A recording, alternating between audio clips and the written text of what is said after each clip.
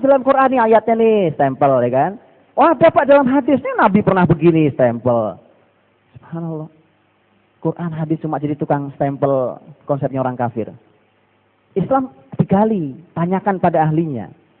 Tanyakan pada orang yang menguasai ilmu ini.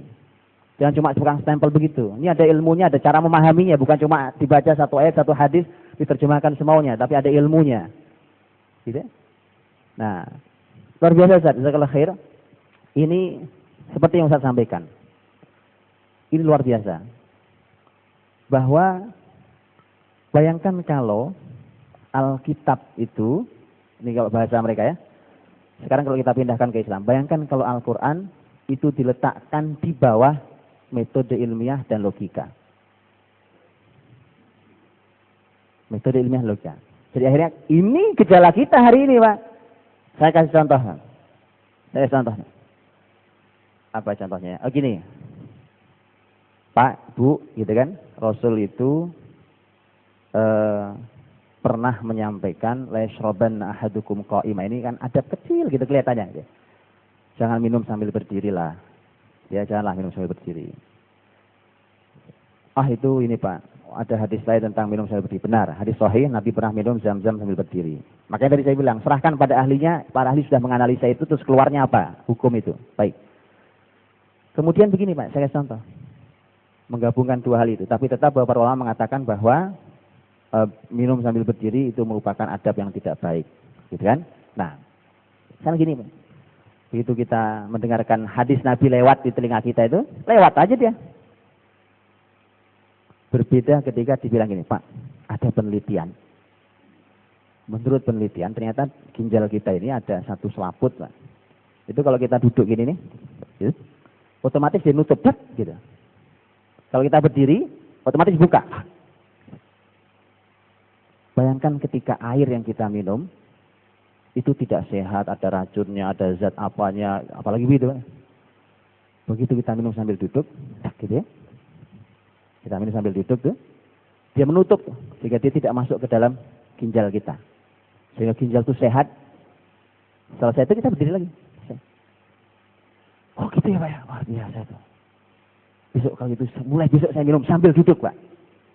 Kenapa harus nunggu penelitian Pak gitu loh ya? Kenapa harus nunggu konsep ini datang kalau diteliti ilmiah baru saya percaya Allah dan Rasulnya?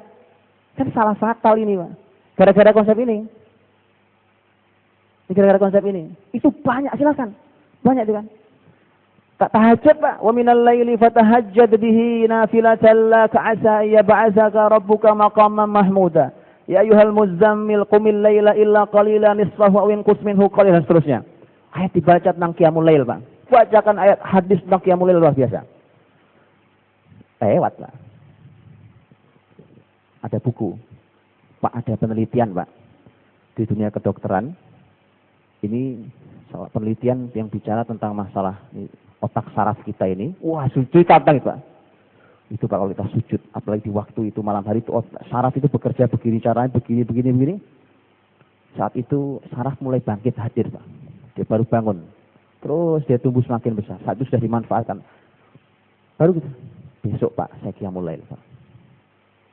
Sehat Qiyamul Lail ternyata, Pak. Kenapa ya? Kenapa terpola ini, Pak? Terpola oleh ini. Kalau belum ada penelitian, belum mau terima kita. Ayat Allah, hadis belum bisa terima. Teliti dulu, Pak. Baru saya percaya kemana iman. Kemana nih iman kita? Gitu kan? Bagaimana konsep ini tidak ada yang salah, tapi salah urutan bermasalah. Makanya nanti salah satu konsep hebat dalam pendidikan Islam adalah jangan salah urutan. Ini salah satunya. Salah urutan fatal, Pak. Saya kasih contoh paling sederhana. Saya guru matematika umpamanya gitu ya. Masuk nih, saya di anak kelas 1 SD. Assalamualaikum anak-anak. Waalaikumsalam Pak. Hari ini kita akan belajar tentang pembagian akar kuadrat. Anak kelas 1 SD, Pak. Bapak ngomong apa ya, Pak? Kenapa? Salah urutan. Salah urutan, betul? Saya masuk ke Fakultas Matematika, Pak. Assalamualaikum. Oke, hari ini kita belajar. 1 tambah 1 berapa? 2. 1 tambah 3 berapa? 2. Oke. 4 kurangi 1 berapa? Bapak ini ledek kita sih mahasiswa matematika, Pak. Lihat, Pak. Tapi subhanallah, subhanallah Pak. Sayang pengajian kita di masjid nih Pak. Pengajian di masjid. Saya mau tanya, mana yang kurikulumnya pakai urutan? Ilmu apa dulu, baru ilmu apa, baru ilmu apa, baru ilmu apa? Mana yang harus dimulai, mana yang harus dibelakangkan, mana yang harus diakhirkan. Di usia berapa, usia berapa, usia berapa. Itu pengajian. Apalagi di sekolah, harus nggak pakai Pak. Urusannya sekolah, urusannya pembelajaran agama. Ada Pak urutannya, nanti kita lihat. Betul nggak itu urutan? Betul nggak itu urutan nanti kita? Baik. Masih ada? Cukup. Ini penguat aja Pak, ini hadis Nabi tak ternyata. Ya Allah, ini hadis cocok banget dengan tema pendidikan kita termasuk hari ini. Ini hadis sering kita dengar, begitu tadi kita bahas baru kita lebih dalam lagi rasanya memahami hadis ini. Ya kan? Kata Nabi la tattabi'unna sunana man kana qablakum. Nahwal qudzah bil qudzah. Kalian ikuti pasti itu jejak mereka itu sejengkal demi sejengkal, sehasta demi sehasta. Hatta law dakhalu juhra dabbin la dakhaltumuh. Bahkan kalau mereka masuk ke lubang biawak pun kalian ikut masuk ke dalamnya. Itu kan nggak ada manfaatnya dan bisa membahayakan gitu Pak. Tapi karena mereka yang modern di sini Pak ikut. Maju lagi, maju. Ya. Baik.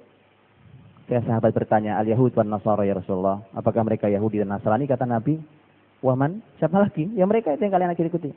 Terasa Pak ya? Tadi nggak ada yang muslim satupun. Tadi itu nggak ada satupun yang muslim. Ya, kalaupun tidak Nasrani diduga Yahudi. Kalau tidak Nasrani diduga Yahudi. Jadi tidak ada yang muslim. Terasa itu Pak sekarang kita. Coba? Baik Pak, sudah berapa menit ini Pak? Ini buat supaya bangun Pak. Saya bangun dulu. Ya. Terpindah Ustaz.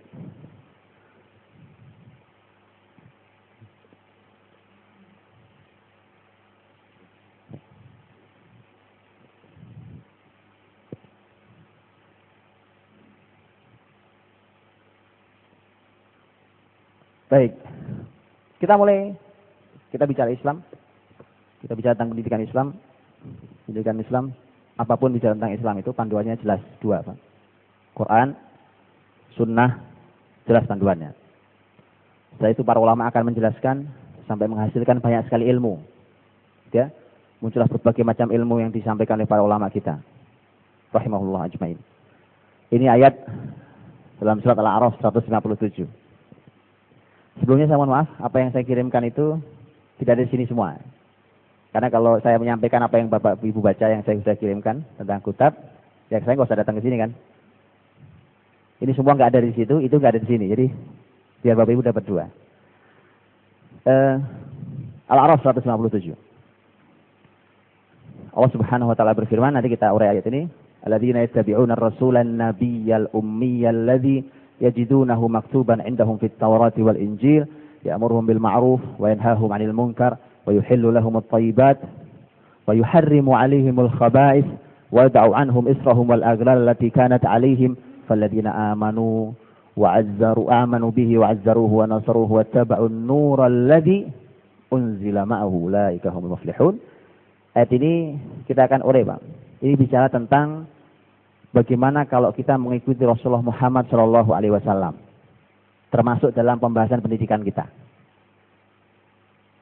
Kita lihat, ini muncul pertama, karena tadi orang-orang yang mengikuti Ar-Rasul An-Nabi Al-Ummi, Rasul Nabi yang ummi. Kita tahu arti ummi adalah buta huruf, tidak bisa baca Al-Quran, tidak bisa baca tulis, maaf. Alladzi yajidunahu maktuban indahum fit Taurati wal Injil, yang mereka menjumpai nama Nabi itu tertulis dalam Taurat dan Injil. Jadi jelas Pak, sampai hari ini bahkan Nabi Muhammad SAW itu tidak bisa dihapus bahkan dari Injil yang diakui resmi oleh gereja hari ini. Mereka tidak bisa menghapusnya itu. Ya.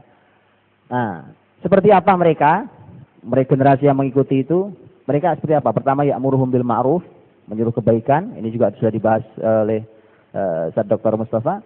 Yanhahum 'anil munkar, mencegah kemungkaran. Terus wa yuhillu lahumut thayyibat, menghalalkan yang baik, wa yuharrimu 'alaihimul khaba'ith, mengharamkan yang buruk, wa yad'u 'anhum israhum wal aghlal allati kanat 'alaihim, membebaskan beban dan belenggu. Ya, wa taba'un nur, mengikuti cahaya. Ulaika humul muflihun, mereka lah orang-orang yang al-falah yang dijelaskan juga semalam. Baik, Bapak Ibu dirahmati Allah. Untuk dunia pendidikan, ini kan mengikuti Rasul Muhammad SAW itu kan berarti dalam semua hal, termasuk dunia pendidikan. Maka silahkan berpikir berbalik sekarang. Silahkan berpikir berbalik. Kalau konsep pendidikan Rasulullah Muhammad SAW tidak diikuti, yang terjadi akan terbalik semuanya. Kan begitu. Justru kedatangan Nabi Muhammad itu kan untuk mencerahkan bumi saat itu sedang jahiliyah, gelap, kezaliman, kejahatan, kerusakan, berbagai macam kehancuran sistem dan segala macam. Datang Rasulullah Muhammad SAW. Gitu kan? Nah, maka ini akan terbalik, Pak. Semua akan terbalik. Ketika sistem pendidikan itu tidak mengikuti Rasulullah Muhammad SAW, yang terjadi bukan kebaikan yang mereka suruh, mereka saling menasihati untuk berbuat kemungkaran. Begitu ada kemungkaran terjadi, mereka rame-rame itu, saling mendukung segala macam, kan? Begitu ada kebaikan, mereka saling mencegah, nggak usah Pak, itu nggak usah, nggak terlalu penting lah itu di dunia pendidikan. Oke? Wa yuhillu lahumul thayyibat wa yuharrimu 'alaihimul khaba'ith, begitu? Yang baik menjadi haram, yang haram menjadi diizinkan. Wa yadau anhum israhum wal aghlal allati kanat 'alaihim. Akhirnya pendidikan itu penuh dengan beban, Pak. Bebannya luar biasa, sulit sekali. Jadi guru Masya Allah susahnya, ya kan? Kalau pulang ke rumah tuh Bapak Ibu guru mukanya udah kusut gitu, udah lelah gitu kan. Kenapa? Sudah kurikulum berat, ya kan? Anaknya nakal-nakal, umpamanya gitu ya. Apalagi ada masalah lagi sekolah, segala macam persaingan antar guru. Tidak ada yang Islami, Pak. Tidak ada yang Islami itu. Pulang udah kusut semua itu guru. Tidak ada hadir dalam hati yang cerah, hati penuh iman bercahaya, karena setelahnya adalah kalimat cahaya. Ya. Kemudian pulang juga tidak membawa cahaya. Akhirnya yang terjadi pasti bagaimana kegelapan menghadirkan cahaya itu. Anak-anaknya yang terjadi juga sama, anak-anak didiknya pun sama, dari SD sampai kampus juga sama. Bapak Ibu gurunya gelap, anaknya juga gelap. Ya? Oh iya, Pak. Karena ini efeknya. Susah jadi guru. Ya, karena tidak ikuti konsep Islam. Saya kasih contoh nih, Pak, yang langsung aplikatif. Saya kasih contoh. Bapak Ibu sekarang umpamanya belajar tentang manajemen kelas. Manajemen kelas itu susah apa gampang, Bu? Susah apa gampang, Bu? Duduknya harus begini, Pak. Meja, kursi ini, posisi ini. Anak-anak, guru harus tahu menganalisa umpamanya ini anak ini umpamanya cenderung audio, ini cenderung visual, ini cenderung kinestetik, ini. Oke, Pak, ini harus dipisahkan masing-masing, ya kan? Sebelum supaya senang, kasih ice breaking dulu, oke. Ribet amat orang mau belajar, Pak. Mengapa? Asal konsep itu tidak dari Islam, yang ada kita mengembalikan beban dan belenggu di pundak kita, Pak. Justru hadirnya Rasulullah Muhammad SAW itu untuk melepaskan semua beban itu dalam semua konsep kehidupan. Bukan hanya pendidikan, ini pendidikan salah satunya. Terus nanti gimana Pak cara yang ngajar? Nah, itu nanti di belakang kita bicara. Supaya kita tahu bahwa Islam begitu luar biasanya, beban-beban semua. Itu